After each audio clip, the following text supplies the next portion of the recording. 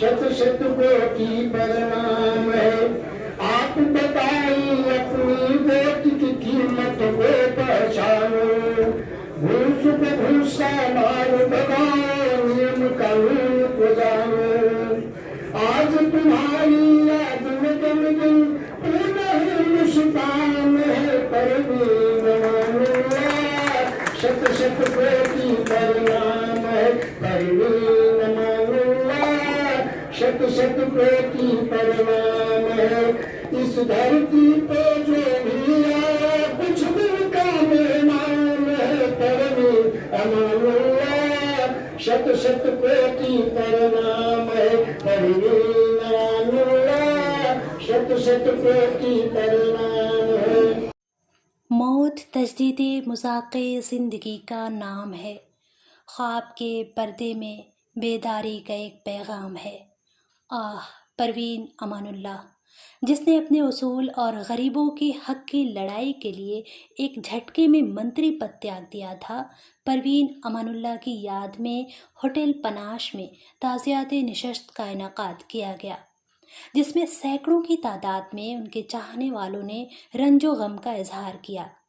उनके साथ काम करने वालों की आंखें नम हुई। उनके दोस्त, अहबाब और रिश्तेदारों ने खराज़े अकीदत पेश किया।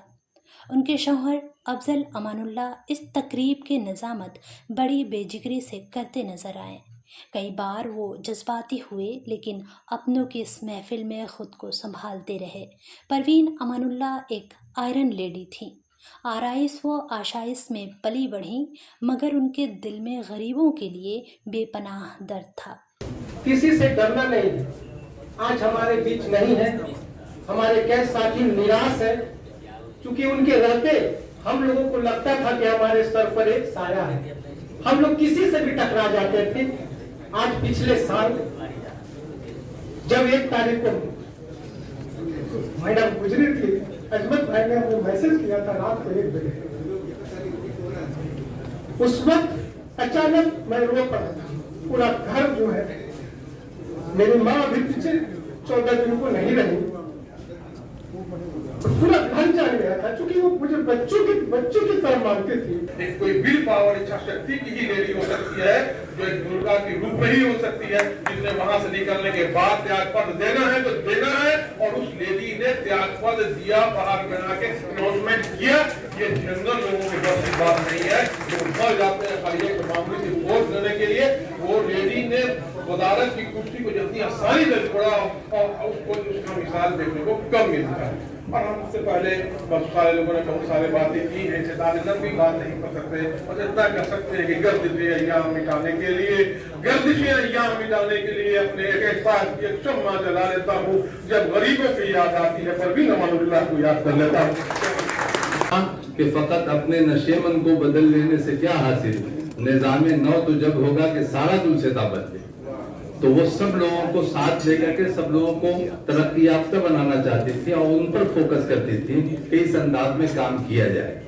उस काम करने के दौरान जहां जहां रुकावट उन्होंने महसूस की और कोई संगे गिरा बीच में हायल उन्होंने देखा, तो बड़े से बड़े उस पत्थर को किनारे हटाने में उन्हें देर नहीं लगी, और बड़ा से बड़ा मनसब छोड़ने में उन्हें देर नहीं लगी।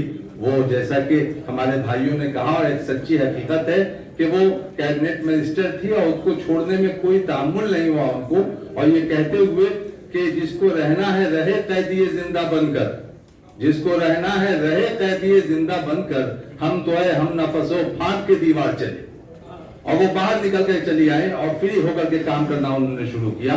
तो इस एतबार से उनका कंट्रीब्यूशन बहुत जबरदस्त है, और ये सिविल सोसाइटी और इतने अफराद आज के मसरूफ जमाने में यहाँ जमा होकर के उनको खिराज अकीदत पेश कर रहे हैं और उनकी अच्छाइयों का तस्करा कर रहे हैं।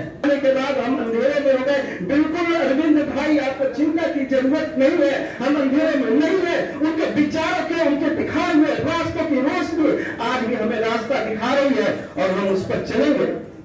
ये जो अंधेरा छाया है वो छटेगा, नया सूरज निकलेगा, और परवीन मैडम के बताए हुए रास्तों पर जब हम चलेंगे तो ये समाज बदलेगा। सड़क पर जो आपको समस्याएं दिखती है, उन्होंने बताया था कि मुश्किलें तो आएंगी, द्वार खटखटाएंगी, तुझे डरना नहीं है, रुकना नहीं है, झुकना नहीं है, रास्ता तो अपने आप बन जाएगा। इसी के साथ मैं अपनी बात को विराम कर देता हूँ। धन्यवाद। जय हिंद। प्रवीण जी अमर रहे। दलितों के हक की लड़ाई के लिए वो गली कूचे और नदी नालों पर भी उनके मुजाहरे में उनका साथ देती रहती थी। इस मौके पर कई मुक़र्रिरीन ने इस बात का जिक्र किया। तकरीब के आखिर में मौजूद लोगों ने कुछ देर की खामोशी अख्तियार कर उन्हें खराज़े अकीदत पेश किया।